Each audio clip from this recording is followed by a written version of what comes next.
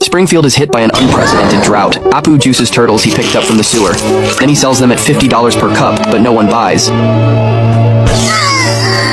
However, diapers soaked with urine sell for $100 and are in short supply. All the remaining water in Springfield is with Burns, but he doesn't cherish it at all. Instead, he wastes it right in front of everyone. Why do we keep re-electing this guy? Burns is going to hold a no-rules fight to the death. Only the cutest children are allowed to participate. Lenny and Carl both think this makes sense, because no pervert wants to watch ugly kids die. Next, Burns explains the rules. Each community sends one child as a representative to compete. The child who outperforms everyone and wins the championship will receive the reward of playing at his private reservoir. Finally, Burns wishes them good luck. Mo just watches helplessly as he wastes water.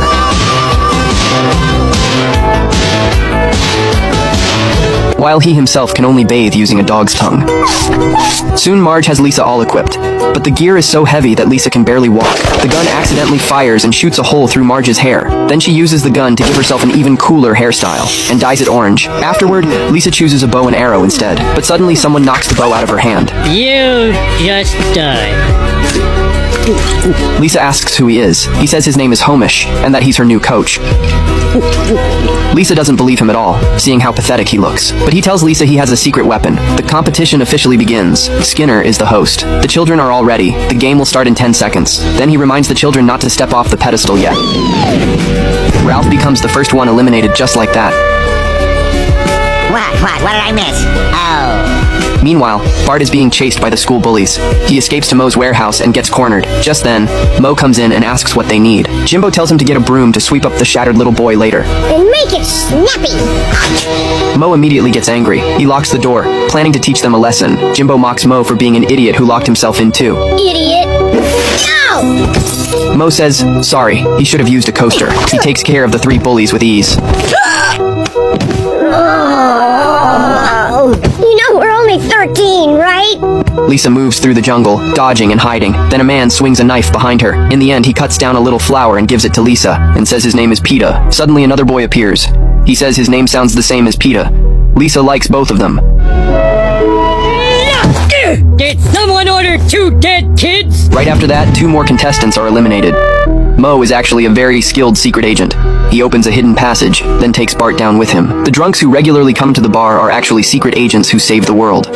So, how did things go in Prague? Quite well. I canceled a few checks. Afterward, Lisa checks that the area is safe and calls Homer to come out. But Homer has just fallen into a trap and is hanging upside down. Then someone's gun accidentally fires and kills himself.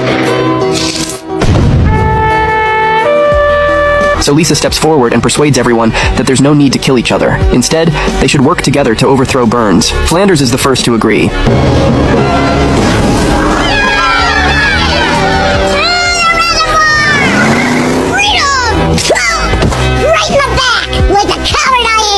They head toward the reservoir. Everyone is fully armed and ready for battle. After arriving at the destination, they connect the bombs. Then Homish immediately detonates the bomb. Mo thought he was too ugly, so he decided to get plastic surgery. After the operation, Mo turned into a handsome guy and even became the lead actor in Everlasting Horizons. One day, Springfield held a beer festival. The main event was a bartender competition, and the winner would be featured on the Duff calendar. The contestants were Mike from Sweet Potato Bar, Cindy from Hollywood Lovers Bar, and finally Mo from Moe's Tavern. The challenge was simple. Throw a drunk person as far as possible. Whoever threw the farthest would become the champion. The muscular Mike easily completed his turn. Ew! You said if I slept with you, I wouldn't have to touch the drunk! Duff Man says a lot of things! So yeah! Finally, it was Moe's turn, but he couldn't even lift Barney, so he had no choice but to poke him with a stick and chase him away. And somehow, Mo ended up winning the competition. That's my move! The host called over a photographer to take Moe's picture, but his face was simply too ugly. We can't put this face on our calendar. A few days later, the newest Duff calendar was released, but when people opened it, Moe's photo had been covered with stickers. They put a sticker over my face. After peeling off layer after layer, Moe's face was finally revealed. Even Mo himself thought he looked awful. Oh, it's all relative. Is Lenny really that dumb? Is Barney that drunk? Is Homer that lazy, bald, and fat? Oh my god, it's worse than I thought! See, this is why I don't talk much. Mo believed he was the ugliest man in the world. Just look at his goblin-like face. His ears looked like cauliflower. His friends reminded him that he also had rat-like eyes and caveman eyebrows. Okay, I get it. I ain't pleasant to look at. Lenny suggested that if he didn't want to hurt people's eyes anymore, why not get plastic surgery? Plastic surgery, huh? So the next day, Mo went in for a consultation. After seeing Mo's face, the doctor felt it would be an enormous challenge and immediately started designing a treatment plan. Soon, Mo was lying on the operating table. Even the nurse thought he was unbelievably ugly. Yeah, you should see his genitals. Would you like to see them? I'm awake here. Uh-oh. Turns out the smell everyone noticed was just the scent of a brand new car. Oh, sorry, Doctor. Oh, silver bells, silver bells. A few days later, it was finally time to remove the bandages. Even the doctor lacked confidence, as layer after layer of bandages came off. What, I'm a monster, right? I knew it. I guess I'll just crawl back to live in a sewer, periodically emerging to sue you. Is that me? Oopsie, we got some leakage. Let me just cauterize that for you. Mo was finally ready to leave the hospital. The nurses who had cared for him were all reluctant to see him go. Mo himself couldn't believe reality. People were actually calling him handsome now. He even thought he might still be dreaming. Oh, you dear, dear man. You're one of us beautiful people now, and your new life begins today. The first thing handsome Mo wanted was revenge. He wanted payback against all the women who had rejected him. First, they visited the home of the most popular girl from his high school days. He introduced himself and reminded her that he had once asked her to prom, but she had rejected him. Then he asked if she regretted it now. Yeah! Oh, I was just a stupid kid back then, and I feel terrible about hurting you. Will you accept my apology? Apology? But things didn't exactly go the way Mo imagined. Man, that felt great! Next, they went to the TV studio, the place where his dream had once been crushed. When he was young, Mo had dreamed of becoming an actor. He had auditioned for Everlasting Horizons and tried out for the doctor role, but after saying only one line, he had been thrown off the stage. The female producer's reason was that a caveman shouldn't appear in the show. At that moment, there was some trouble going on at the studio. The actor who had played the doctor on Everlasting Horizons for 25 years was demanding a raise. Oh, shut up, you windy old hack. And another thing, you have to stop calling me that. Remember me? 25 years ago, you said I was too ugly to play Dr. Tad Winslow. I did? Well, that's why pencils have erasers, hon. You're our new Dr. Tad Winslow. Really? You mean it? But there can't be two Dr. Tad Winslows. That's going to... Oh. I've been waiting all my life for this moment. Yeah. Whoa, Homer! Change your plans. Whatever. Soon the latest episode was filmed, with Mo taking over the doctor role.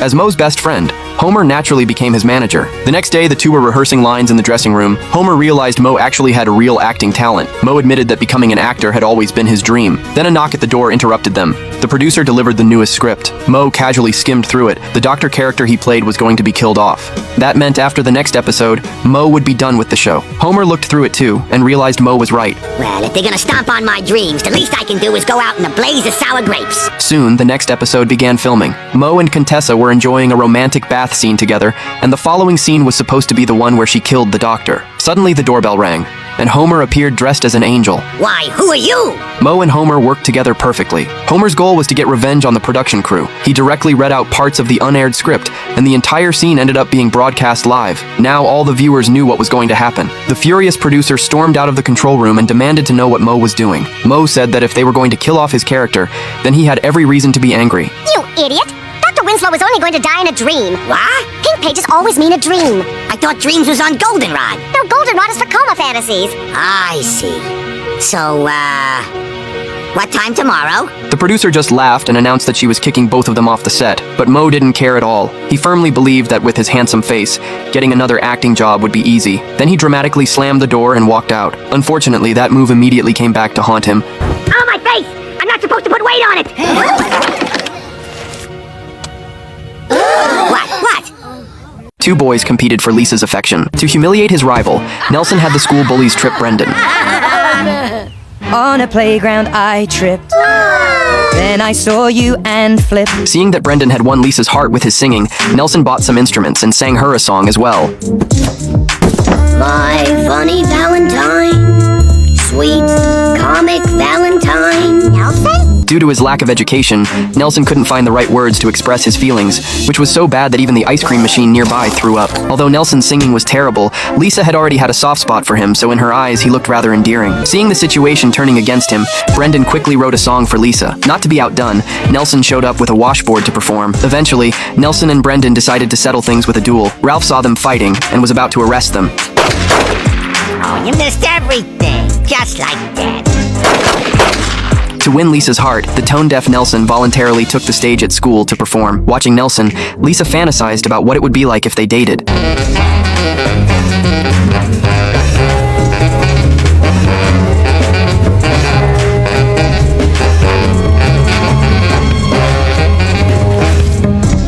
My choice is clear. Brendan. Lisa had barely made her choice when she was told that Brendan wasn't even a student at Springfield Elementary. Since he lived 15 meters west of Springfield, he would be transferring to another school. Brendan didn't like long-distance relationships, so he and Lisa broke up. Just as Lisa was feeling heartbroken, Nelson announced that he wouldn't pursue her anymore either, because he felt learning music for a woman wasn't worth it. Only muscles would never let a man down.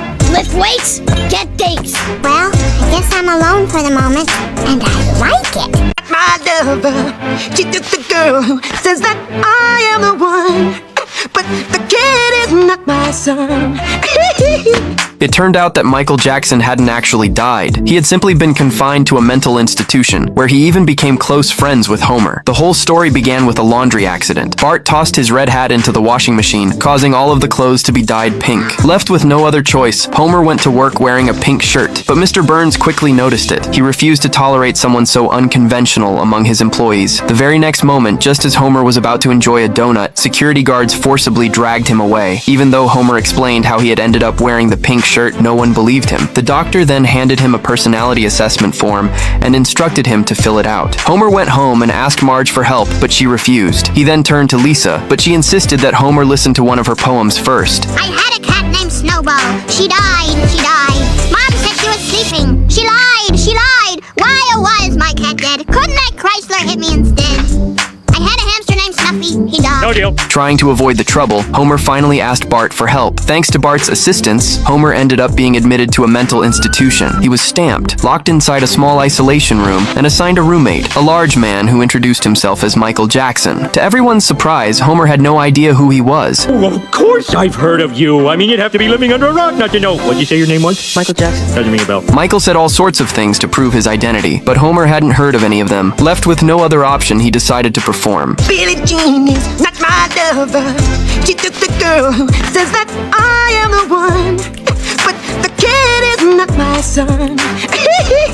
Homer was completely won over by the music. Afterward, Michael showed him around the facility. Homer wanted to contact his family, but felt embarrassed about calling them from a mental institution, so Michael offered to help. He revealed who he claimed to be, but Bart remained skeptical. It wasn't until Michael answered several of Bart's questions correctly that Bart jumped up in excitement. He quickly wrote down the institution's address and moonwalked over to hand it to Marge. That night, Homer sat by his bed, crying sadly. Michael comforted him by singing. Homer, the two of us need look no more.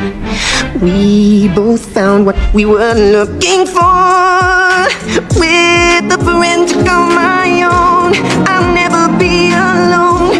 And you, my friend, will see you've got a friend in me. The next day, Marge came to the institution to bail Homer out. She told the doctors that as long as Bart wasn't brought up in conversation, Homer was perfectly normal. Only then did the doctors remember Homer's admission test. That's a spill on the floor with bugs going after it.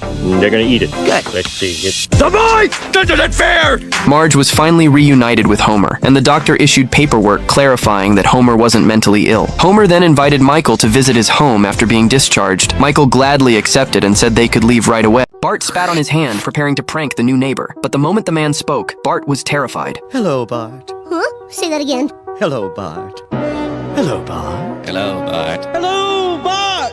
Hello, Bart. Hello, Bart. Ah! Sideshow Bob! Unexpectedly, Walt's voice sounded exactly like Sideshow Bob's. Bart ran home in fear and boarded up all the doors and windows with planks. Marge felt this harmless-looking man couldn't be Sideshow Bob because he had just reminded her to take the coffee off the car roof. Really? Maybe I... Ah! Sideshow Bob! Homer had just mocked Bart for being fooled by a shadow when he turned around and saw the silhouette of a beautiful woman himself. But that silhouette was actually Flanders. To test whether Walt was Sideshow Bob, Bart started singing opera, because Sideshow Bob would definitely sing along, but Walt didn't. That day, Walt held a party at his front door. Bart took the opportunity to sneak into his house, trying to uncover his true identity. After rummaging through everything, Bart found nothing suspicious. Then Marge suddenly appeared behind him. Walt is Sideshow Bob, and I'm gonna prove it. Look! Who needs a knife this big? It's probably a deboner. A boner. Mom, I'm scared. To put Bart's mind completely at ease, Marge took him to the prison. Seeing that Sideshow Bob was still locked up in maximum security, Bart finally relaxed. That night, Sideshow Bob deliberately swallowed a crayon. When the guard heard the noise and opened the door to check, Bob took the opportunity to spit out the crayon and jab it into the guard's eye. Then he bit down on the electric baton and electrocuted the guard unconscious. He then grabbed the keys with his mouth and escaped from the cell.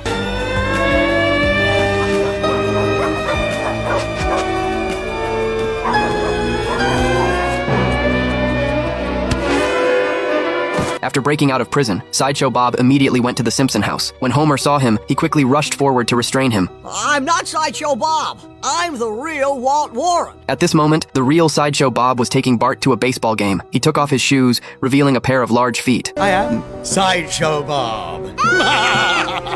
Meanwhile, Walt also took off his shoes to prove he wasn't Sideshow Bob. He and Sideshow Bob had been cellmates, but his crime was less serious, so he could be released early. Since their facial features and body types were similar, when Walt wasn't paying attention, Sideshow Bob injected him with anesthetic. In the prison hospital, Sideshow Bob removed Walt's face. Although he accidentally dropped it on the ground, the face could still be used if picked up within 5 seconds. Next, Sideshow Bob had to remove his own face. Although when he was Krusty's assistant, Bob had been hit in the face with many pies, causing his face to lose much sensation, he still felt the pain.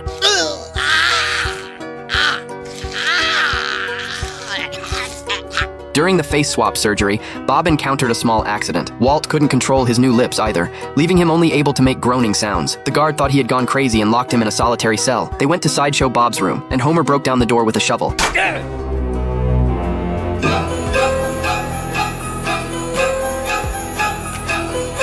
Yeah, that dude does not like Bart.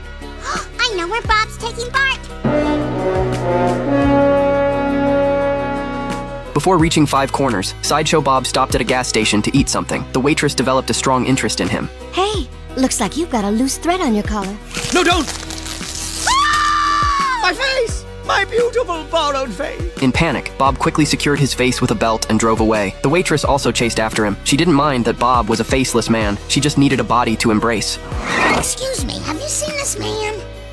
Yeah, I've seen him. He said he was driving down to Mexico. The Simpson family immediately prepared to go to Mexico, but Walt didn't believe the waitress's words and decided to let the Simpson family go to Mexico while he went to Five Corners. At this moment, Sideshow Bob had already brought Bart to Five Corners. He came up with a brilliant plan that would allow him to avoid prosecution. I can stand in one state, fire a gun in a second state. The bullet will travel through the third, hitting you in the fourth, so you'll fall dead in the fifth. Each action didn't violate the law, but together they formed a perfect murder. To prevent Sideshow Bob's plan from succeeding, Bart kept jumping between states.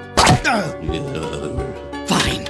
I'll just show you and tell people I did the plan. At the critical moment, Walt suddenly leaped out from the bushes, tackled Sideshow Bob, and grabbed his pistol. The situation instantly reversed. However, there was a bee under Walt's cheek. Sideshow Bob took the opportunity to seize the gun. The situation reversed again. At this life or death moment, the chief walked out from the smoke. It turned out Bart had never believed he was the real Walt, so he had called the chief before leaving and asked him to follow. With secret surveillance, the chief easily tracked his location. But Sideshow Bob wasn't about to give up. He jumped to another state, so the chief had no jurisdiction. Unexpectedly, police from each state arrived one after another. Sideshow Bob had nowhere to escape. Prison life awaited him in the end. Soon after, another new neighbor moved in next to the Simpson house. The new neighbor happened to be Flanders' cousin. Glad to hear it. Thank the Holy Spirit. Glad to say it, and now the girls will yay it. Yay! Stop! Stop! Stop! After losing his job, Krusty stopped wearing clown makeup. Without it, it's looked exactly like Homer. He looks just like me, and Maggie looks just like Lisa, and Milhouse's mother looks just like Milhouse's father. Why? It's all start when Bart thought Principal Skinner was finally leaving Springfield Elementary for good. When Skinner announced his retirement, the whole school prepared for his farewell. Bart was even chosen to say a few final words. But Bart had another idea. He secretly prepared a slingshot, planning to give Skinner one last prank before he left. However, Skinner had already figured out Bart's plan. Instead of letting Bart get away with it, Skinner turned the farewell into a trap. He embarrassed Bart in front of everyone, making Bart realize that he had been outsmarted. Bart was furious. He had spent years pranking Skinner, but this time, Skinner had finally gotten the upper hand. So Bart decided it was time for revenge. He came up with an even bigger prank. Bart and the others began putting plastic crusty masks on people using superglue. At first, it seemed like a harmless joke, but the prank quickly became a disaster. People around Springfield became terrified of clowns. Suddenly, something that was supposed to be funny had turned into a serious problem. Even family hiking peacefully became a victim of this clown. And all people in Springfield become scared from clown. Even kid and adult scared from clown. Even a blind man scared from the clown. And the biggest victim was Krusty. His reputation was damaged so badly that people no longer saw him as funny. His entire career as a clown was falling apart. Bart eventually had to face the consequences of what he had done. He was sent to a rehabilitation program where he was forced to confront his behavior and learn how much damage his pranks could actually cause.